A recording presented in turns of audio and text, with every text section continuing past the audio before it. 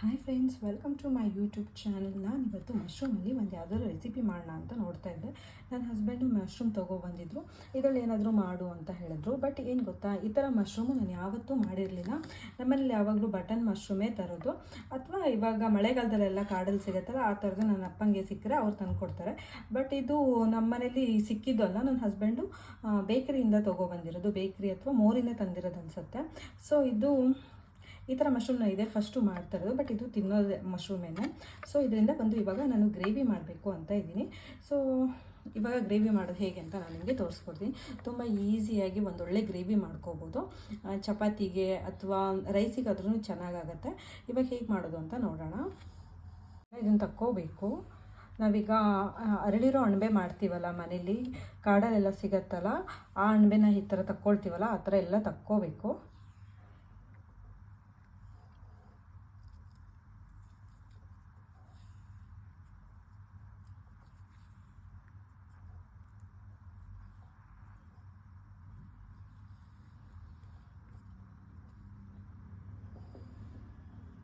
ದೊಡ್ಡಕ್ಕಿದೆ ಇದು, ಒಂದು 3 ಪೀಸ್ ಮಾಡ್ಕೊಳ್ತೀನಿ.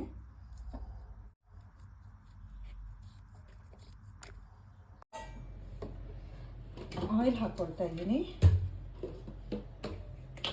ಆಯಿಲು ಕೊಕೊನಟ್ ಆಯಿಲ್ ಹಾಕ್ತಾ ಇದ್ದೀನಿ. ಆಯಿಲ್ ಸ್ವಲ್ಪ ಬಿಸಿ ಆದಮೇಲೆ ಡೈರೆಕ್ಟಾಗಿ ಈರುಳ್ಳಿ ಹಾಕ್ತಾ ಇದ್ದೀನಿ. ನಾನು ಶುಂಠಿ ಬೆಳ್ಳುಳ್ಳಿ ಪೇಸ್ಟ್ ಹಾಕೊಳ್ಳೋದ್ರಿಂದ ಶುಂಠಿ ಬೆಳ್ಳುಳ್ಳಿ ಅದನ್ನೆಲ್ಲ ಕಟ್ ಮಾಡಿ ಹಾಕಲ್ಲ. ನೀವು ಬೇಕಿದ್ರೆ ಅದನ್ನು ಪೇಸ್ಟ್ ಹಾಕ್ಕೊಂಡಿಲ್ಲ ಅಂದರೆ ಈ ಥರ ಕಟ್ ಮಾಡಿನೂ ಹಾಕ್ಕೋಬೋದು. ನಾನು ಫಸ್ಟು ಉದ್ದಕ್ಕೆ ಹೆಚ್ಕೊಂಡಿರೋ 1-2 ಈರುಳ್ಳಿ ಹಾಕ್ಕೊಳ್ತಾ ಇದ್ದೀನಿ. ಈರುಳ್ಳಿ ಚೆನ್ನಾಗಿ ಫ್ರೈ ಮಾಡ್ಕೊಳ್ಳೋಣ. ಇದು ಫುಲ್ ಫ್ರೈ ಆಗಬೇಕು ಈರುಳ್ಳಿ, ಅದಕ್ಕಿಂತ ಚೆನ್ನಾಗಿ ಫ್ರೈ ಮಾಡೋಣ. ಇವಾಗ ಅರ್ಜೆಂಟ್ಗೆ ಏನಾದರೂ ಒಂದು ಗ್ರೇವಿ ಮಾಡಬೇಕಂದ್ರೆ ಈ ಥರ ಮಾಡ್ಕೋಬೋದು. ಸಖತ್ ಬೇಗನೂ ಆಗುತ್ತೆ, ಈಸಿಯಾಗಿಯೂ ಮಾಡ್ಕೋಬೋದು. ಈರುಳ್ಳಿ ಚೆನ್ನಾಗಿ ಫ್ರೈ ಆಗಬೇಕು. ಈ ಗ್ರೇವಿಗೆಲ್ಲ ಈರುಳ್ಳಿ ಸ್ವಲ್ಪ ಉದ್ದಕ್ಕೆ ಹೆಚ್ಕೊಂಡ್ರೆ ಚೆನ್ನಾಗಿರುತ್ತೆ. ಸೊ ನೀವು ಉದ್ದಕ್ಕೇನೆ ಹೆಚ್ಕೊಳ್ಳಿ. ನೋಡಿ, ಇದು ಇವಾಗ ಚೆನ್ನಾಗಿ ಫ್ರೈ ಆಗಿದೆ. ನಾನು ಟೊಮೆಟೊ ಹಾಕ್ಕೊಳ್ತೀನಿ. ಚಿಕ್ಕದೆಲ್ಲ ಟೊಮೆಟೊ ಕಟ್ ಮಾಡಿ ಇಟ್ಕೊಂಡಿದ್ದೆ, ಅದನ್ನು ಹಾಕ್ಕೊಳ್ತೀನಿ. ಈರುಳ್ಳಿ ಟೊಮೆಟೊ ಹಾಕಿದ್ದೀನಿ.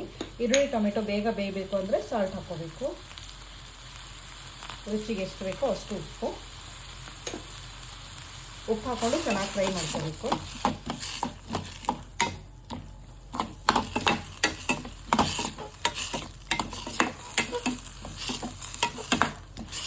ಈರುಳ್ಳಿ ಟೊಮೆಟೊ ಚೆನ್ನಾಗಿ ಬೇಯಲಿ. ಇದಕ್ಕೆ ಇವಾಗ ನಾನು ಮಸಾಲೆ ಐಟಮ್ಸ್ ಎಲ್ಲ ಹಾಕ್ಕೊಳ್ತೀನಿ. ಫಸ್ಟು ಜಿಂಜರ್ ಗಾರ್ಲಿಕ್ ಪೇಸ್ಟ್ ಹಾಕ್ಕೊಳ್ತೀನಿ. ಒಂದು ಅರ್ಧ ಸ್ಪೂನಷ್ಟು ಜಿಂಜರ್ ಗಾರ್ಲಿಕ್ ಪೇಸ್ಟು.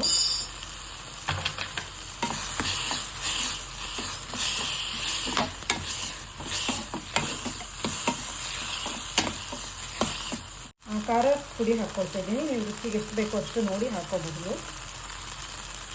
ಖಾರ ತುಂಬ ತಿನ್ನೋದಿದ್ರೆ ಜಾಸ್ತಿ ಹಾಕ್ಕೋಬೋದು, ಸ್ವಲ್ಪ ತಿನ್ನೋದಿದ್ರೆ ಕಮ್ಮಿ ಹಾಕ್ಕೋಬೋದು. ಉಪ್ಪು ಖಾರ ಎಲ್ಲ ನಿಮ್ಗೆ ಯಾವ ಥರ ಬೇಕೋ ಆ ಥರ ನೋಡಿ ಹಾಕ್ಕೋಬೋದು.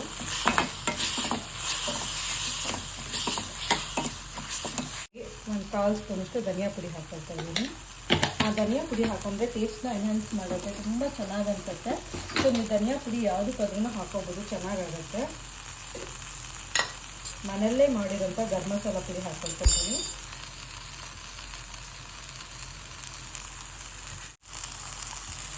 ಎಲ್ಲ ಹಾಕ್ಕೊಂಡು ಚೆನ್ನಾಗಿ ಫ್ರೈ ಮಾಡ್ಕೋಬೇಕು. ಟೊಮೆಟೊ ಈರುಳ್ಳಿ ಎಲ್ಲ ಚೆನ್ನಾಗಿ ಬೆಂದ್ಕೋಬೇಕು, ಅಲ್ಲಿ ಸ್ವಲ್ಪ ಫ್ರೈ ಮಾಡ್ಕೋಬೇಕು. ಇವಾಗ ನಾನು ಸ್ವಲ್ಪ ನೀರು ಹಾಕ್ಕೊಳ್ತೀನಿ, ಯಾಕಂದರೆ ಮಸಾಲೆ ಎಲ್ಲ ಹಾಕ್ಕೊಂಡಿದ್ದೀನಲ್ಲ, ಅದೆಲ್ಲ ಚೆನ್ನಾಗಿ ಬೇಯಬೇಕು, ಅದಕ್ಕೋಸ್ಕರ ಸ್ವಲ್ಪ ನೀರು ಹಾಕ್ಕೊಳ್ತೀನಿ.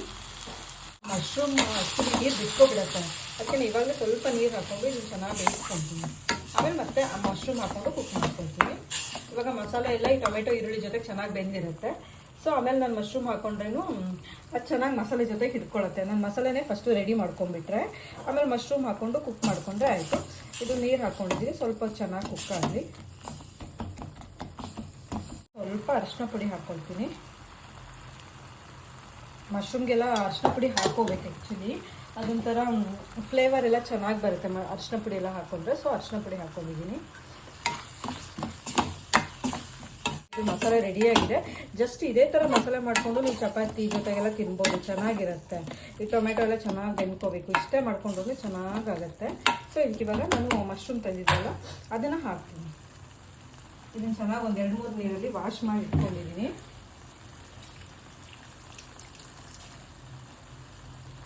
ಮಶ್ರೂಮ್ ಹಾಕ್ತಾಯಿದ್ದೀನಿ.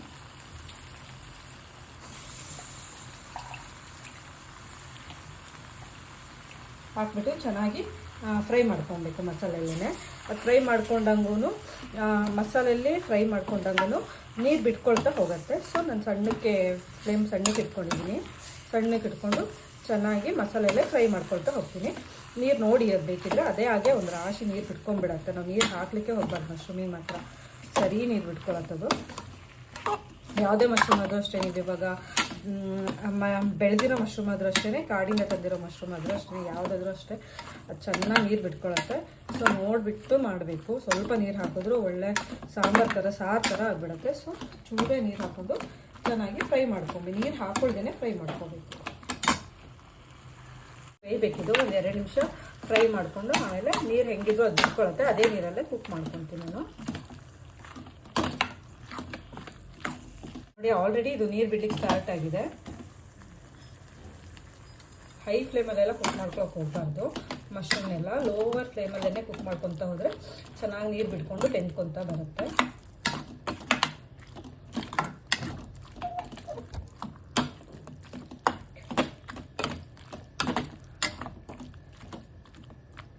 ನೋಡಿ ನಾನು ಚೂರು ನೀರು ಹಾಕಿಲ್ಲ, ಆಲ್ರೆಡಿ ಇಷ್ಟು ನೀರು ಬಿಟ್ಕೊಂಡಿದೆ. ಹಿಂಗೆ ನೀರು ಬೆಂದಂಗೂ ಚೆನ್ನಾಗಿ ನೀರು ಬಿಡ್ಕೊತ ಹೋಗುತ್ತೆ. ಉಪ್ಪು ಖಾರ ಎಲ್ಲ ಸರಿಯಾಗಿದ್ದರೆ ಆಯಿತು.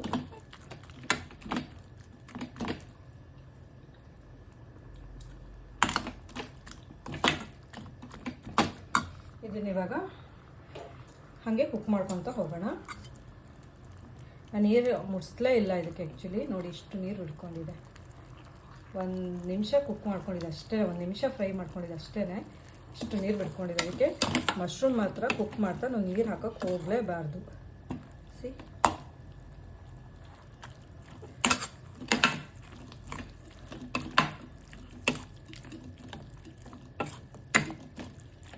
ಇದು ಸ್ವಲ್ಪ ಹೊತ್ತು ಚೆನ್ನಾಗಿ ಬೆಂದ್ಕೊಂಡ್ಲಿ. ಒಂದು 5 ಮಿನಿಟ್ಸ್ ಬೇಯಬೇಕಿತ್ತು ಚೆನ್ನಾಗಿ. ಬೆನ್ನಂತ ಇದು ರೆಡಿ ಆದಂಗೆ ಇದನ್ನು ಒಂದು 5 ಮಿನಿಟ್ಸು ಮುಚ್ಚಿಟ್ಬಿಟ್ಟು ಕುಕ್ ಮಾಡೋಕ್ಕೆ ಇಟ್ಟು ಹೋಗಿದ್ದೆ. ಫುಲ್ಲು ನೀರು ಬಿಟ್ಕೊಂಡು ಕುಕ್ ಆಗ್ತಾ ಇದೆ. ಒಂದು 5 ಮಿನಿಟ್ಸ್ ಕುಕ್ ಮಾಡಿದ್ರೆ ಸಾಕು.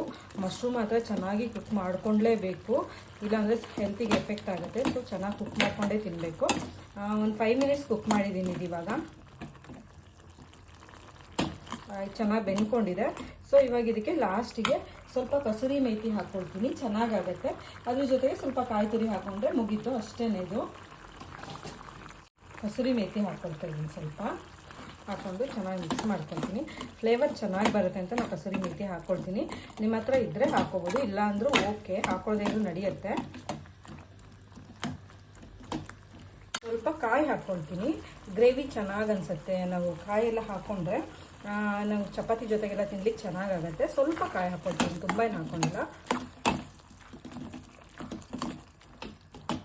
ನೀವು ಕಾಯಿನ ಬೇಕಾದರೆ ಹುರಿದಾದ್ರೂ ಹಾಕ್ಕೋಬೋದು ಅಥವಾ ಕೊಬ್ಬರಿನಾದರೂ ಹಾಕ್ಕೋಬೋದು. ನಾನು ಹಾಗೆ ಡೈರೆಕ್ಟಾಗಿ ಹಾಕಿದ್ದೀನಿ, ಏನಾಗಲ್ಲ, ಚೆನ್ನಾಗುತ್ತೆ.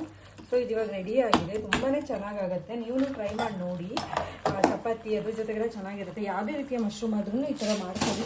ಮಶ್ರೂಮ್ ಒಂದೇ ಅಲ್ಲ, ಆಲೂಗೆಡ್ಡೆನೂ ಈ ಥರ ಚಿಕ್ಕ ಮಾಡ್ಕೋಬೋದು. ಸಿಪ್ಪೆಲ್ಲ ತೆಗೆದ್ಬಿಟ್ಟು ಸಣ್ಣ ಕಟ್ ಮಾಡಿಬಿಟ್ಟು ಮಾಡ್ಕೋಬೋದು, ಚೆನ್ನಾಗಿರುತ್ತೆ. ಬರೀ ಒಂದೇ ಥರ ಪಲ್ಯ ತಿಂದು ಬೋರ್ ಆಗಿದ್ರೆ ಈ ಥರ ಮಾಡ್ಕೊಂಡು ತಿನ್ಬೋದು ನೀವು. ನೀವು ಟ್ರೈ ಮಾಡಿ ನೋಡಿ ಹೇಗಿತ್ತು ಅಂತ ನನಗೆ ಕಮೆಂಟ್ ಮಾಡಿ. Thank you all.